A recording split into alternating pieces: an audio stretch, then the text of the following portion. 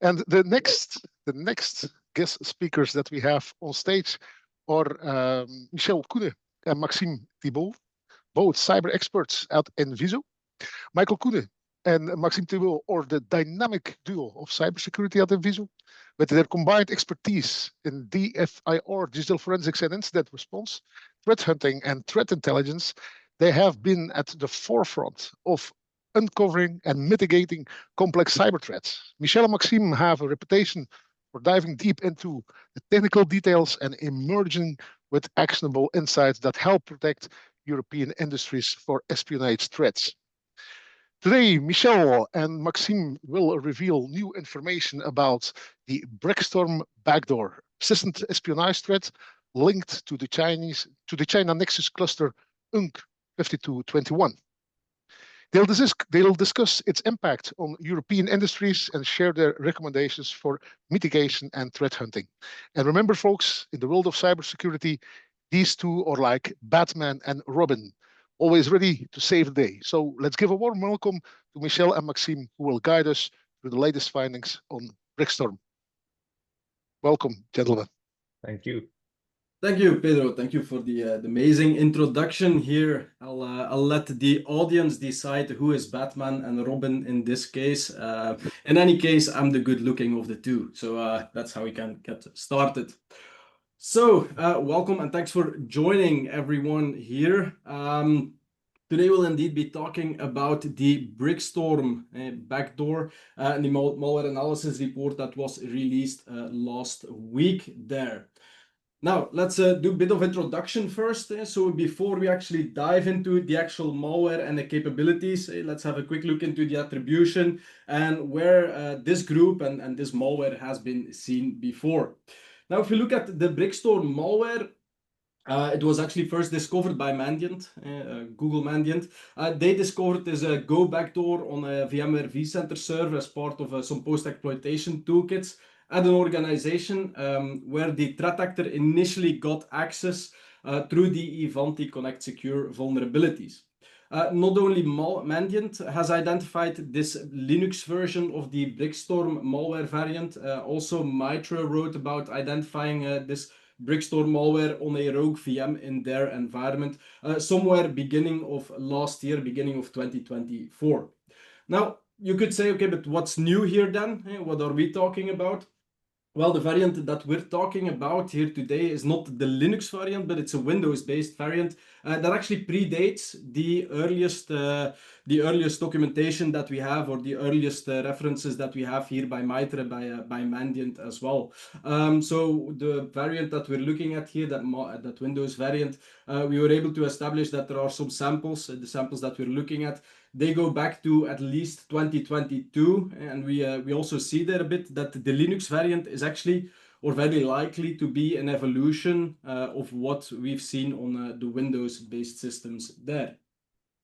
Now, overall, the malware here was attributed to UNC 5221, which is a suspected China Nexus espionage threat actor, which is actually not the first time now that we're encountering this group. If you're looking at last year, these were also the ones that were linked to the exploitation of several Ivanti vulnerabilities that deployed the covert TLS backdoors, which we also wrote about, which we dubbed Spark Cockpit and Spark Tar there. Now, when we're looking at China, they have, of course, been in the espionage game for quite a long time, probably as long as we can remember. And they are happily using or abusing digital means to perform their espionage acts.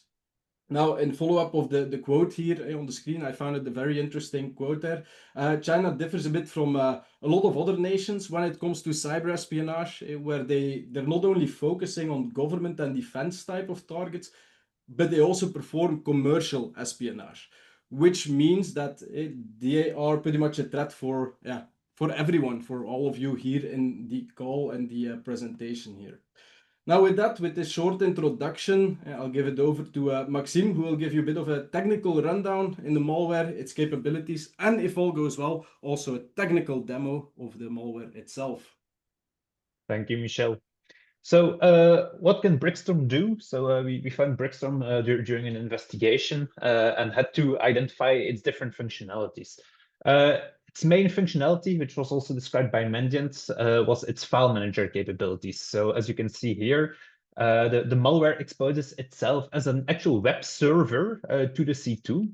And it provides a UI where the attacker is able to browse the file system, upload and download files. It's a very rudimentary user interface, but it definitely provides already quite some interesting capabilities, especially when the backdoor is deployed on high-value servers. For more complex operations, there is an entire API which is available as well. So the attacker has the ability to create directories, delete files, and even patch specific files through a JSON-based API. What was also quite interesting was its network tunneling capabilities. So it has the ability to act a bit like a SOX proxy, it's pseudo-SOX, which allows the attacker to move laterally using RDP and SMB, so remote desktop protocol or remote file access. And this is quite interesting because it also means that no direct code execution is required. As you can see here in the screenshot, we can see that the backdoor is actually being used to move laterally over RDP. And using this technique, the adversary is able to still obtain interactive code execution, either manually over RDP or remotely over SMB, but there is no parent-child process relationship with the commands that they execute. And this was really a technique which was employed to actually evade the different EDRs in the victim environments. Now, a quick live demo to just show how such interaction from an attacker perspective would occur. So please give me just 1 second while I share a different screen. Here we go. So you should have insights into one of our virtual machines at the moment, where I can start the server, and on the right, I can start the backdoor. So once the backdoor is created, we can directly browse to the actual user interface. Here we go. And from there, let me zoom in, but we can see how the backdoor provides the full interactive visibility. So we can go into, for example, the classic public directory. We can download files, upload files. We can also use the API. So if I use the API for 1 second to create an example directory over here, here we go. If I refresh it, we will see a new NVISO directory appear. I can start uploading any data that I want, for example, a simple file. We can see that the entire upload process is quite fast. It's local here.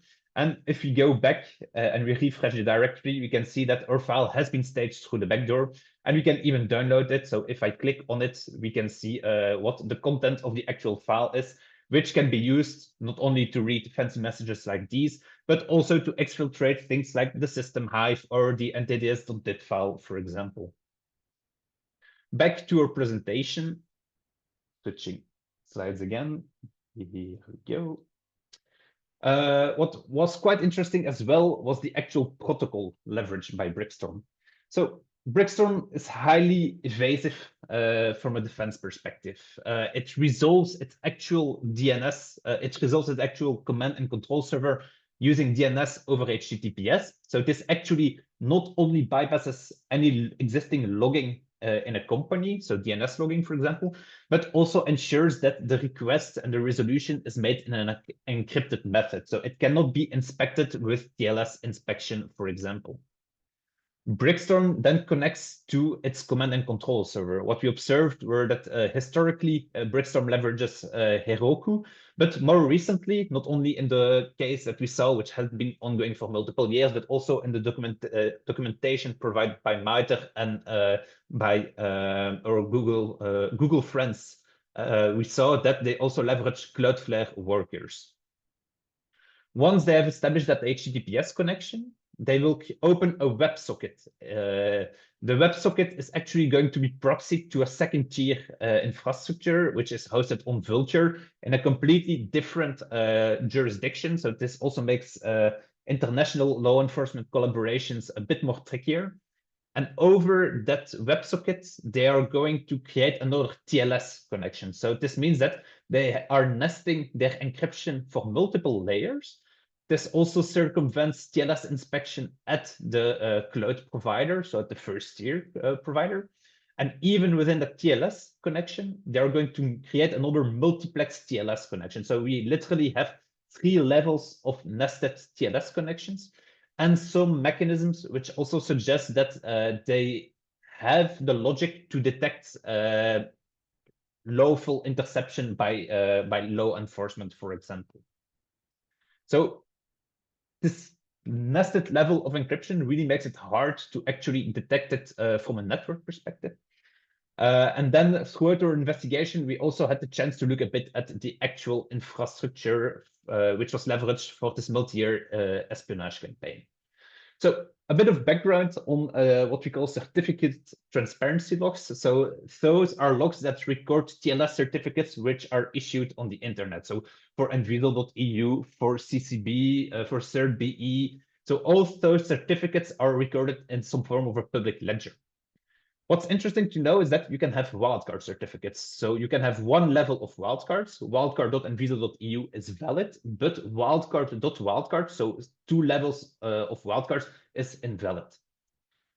For the first C2 that we saw, which is msazure.herokuapp.com, the wildcard herokuapp.com certificate is valid. So that means that we can't really get good insights. However, for the msazure.azure.datastore.workers.dev, the top level certificate is invalid. They're going to need a specific subdomain certificate, azure.datastore.workers.dev, which is more granular. And this gives us insights from the certificate transparency logs because they need to request a specific certificate for their C2 infrastructure. So using this, we were able to confirm that the infrastructure was set up in late 2022. So that means that the most recent infrastructure we could identify, which is Cloudflare, was already multiple years old. So this also makes us wonder for how long the actual campaign had been ongoing. While monitoring the infrastructure for multiple months, we also saw that at one point their infrastructure went down. And we there noticed that they were actually having a maintenance period. So this disclosed their second tier infrastructure. As we can see on the right, we see that their backend server, their second tier server, which is pointed to by nip.io, is actually down. So this is how we know that beyond the first tier abused Cloudflare workers, there is a second tier Vulture instance and possibly a third tier just based on the analysis of the network protocol. How do we know that it was maintenance? Well, quite interestingly, we saw that they were updating some of the nested certificates. So as you can see here, on the left, we have the old certificate while we were investigating it. And then on the December 18th, 2024, we saw that they started updating internal certificates. So this means that even though we had identified the attacker C2, they were definitely still updating their infrastructure, possibly for reuse in other campaigns. And with this, I'll hand it back over to Michel to provide some key takeaways. Yes. So maybe first of all, important to note is that within the malware itself, there were no backup domains implemented, meaning that the current infrastructure has been disrupted. So if the malware currently running within environments, if it would be running somewhere still, it will not work anymore because it will not be able to reach out to the command and control anymore, and there's no backup implemented there. Now, if you're looking at, okay, what should I do? What should I do within my environment? What can I do with the information that we presented here today? If you look at our report, we have a number of Yara rules, file hashes, IDS rules, detection queries that we provided inside the report. So that's something you definitely can use already to start searching your environment to see if you have this or similar malware running somewhere. What you can also do is look at systems that use DNS over HTTPS. First question that you need to ask yourself within a corporate environment, is it something that I need, that I allow? So everybody will have a bit of a different answer to that, of course. If you look at it in a majority of environments that we're also seeing is that from workstations, you'll very often see DNS over HTTPS queries through a number of different software packages that use it by default. Think about your Firefox. However, when you look at server segments or servers itself, this is something that you typically should not be seeing by default. So if you do some proper network segmentation and you look at DNS over HTTPS packets coming from servers, you see those packets, it's already a good thing to actually have a look at and see, okay, but why are we sending those DNS over HTTPS requests here? Additionally, while what we're looking at here, while we're looking at the new and more stealthy and advanced type of malware, well, new is a relative term, of course, since we've seen it since 2022 or traced back to 2022. This is malware that's been undetected and it's not detected by our modern security controls.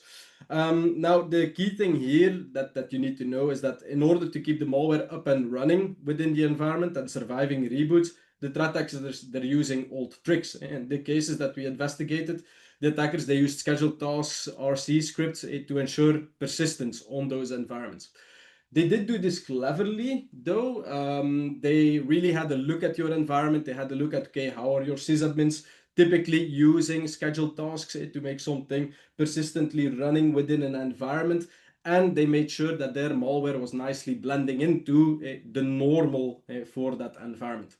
So here our absolute recommendation is to really do a thorough hunt within your environment for these persistence mechanisms, for a broader persistence mechanisms, and really scrutinize everything that's configured there. Even if you think, this could be something that's done by my system administrator, if you're not certain, and also there, even if the hash is not known by VirusTotal, it also doesn't mean that it's safe, as we've seen. So do scrutinize everything that is configured there, and if you find any anomalies or things that you cannot bring home or identify immediately, do launch a further investigation.